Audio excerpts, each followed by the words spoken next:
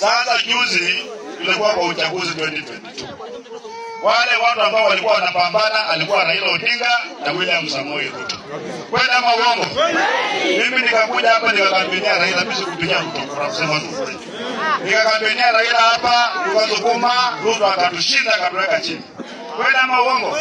Watu wakaenda kotini, wakaenda wapi, koti kasema hakukuwa na makosa. Ijanishi wao huko na maoni gani? Hiyo ndio inamuliwa. Chebukati alisema hivyo, Supreme Court ikasema hivyo, Ruto akakuwa president. Ama namna gani? Sasa juzi bwana naona na Raila ameenda kwa serikali. Mimi naambia kiongozi wangu ambaye Raila namwambia hivi. Ya kwamba ulisema Moi ni mbaya, ukapiga Moi kama anaenda serikali, ukatufunga kuingia pamoja. Watu ya KANU wakasema alitinge lijaa kwa tumbo ya Jogoo karibu. Ukatoka hapo ukashikana nani na Kibaki. 2007 wa Kenya walipigana bila mbaya sana wakufa. Wakuja pamoja mkaunda serikali. Wakati ya Uhuru mkamenyana mkasema Uhuru ni mlevi nini. Wakati unda serikali mkaingia ndani ya handshake. Saa hizi Ruto ameunda serikali tena mko wapi? Wakati wa kura Ruto alikuwa anaita Raila nani? Muganga, si ndio? Na Raila alikuwa anaita Ruto nani? Mwizi, si ndio?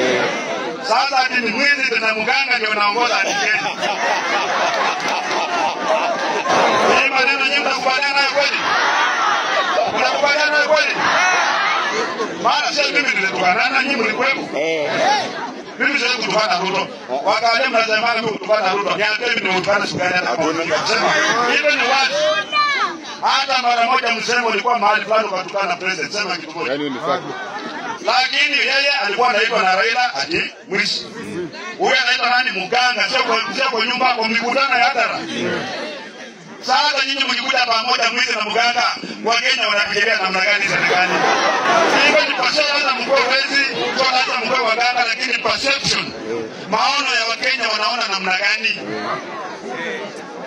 Sasa viongozi wote, wabunge wote wameingia kwa serikali. Wote. Haiwezi kuwa kwamba kila saa unaingia kwa serikali. Kwanza hii ya Ruto hii ndiye amekanyaga mguu mmoja huko na anasema pia kwa upinzani. Itakuwaje huko ndani ya serikali na tena huko upinzani? Hadi viongozi wengi na viongozi wachache wote wako ndani ya serikali. Sasa nani anaongea kwa niaba ya mwananchi wa kawaida?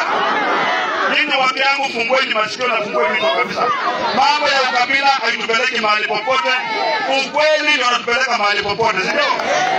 Mimi naheshimu president. Kabisa na mheshimu. Lakini simuogopi. Lakini heshima na mheshimu. Lakini kumuogopa simuogopi kwa sababu yeye ni binadamu kama mimi. Ndio. Anakula chakula kama mimi. Anapumua hewa kama mimi. Anajifunika blanketi kama mimi. Anakunywa maji kama mimi.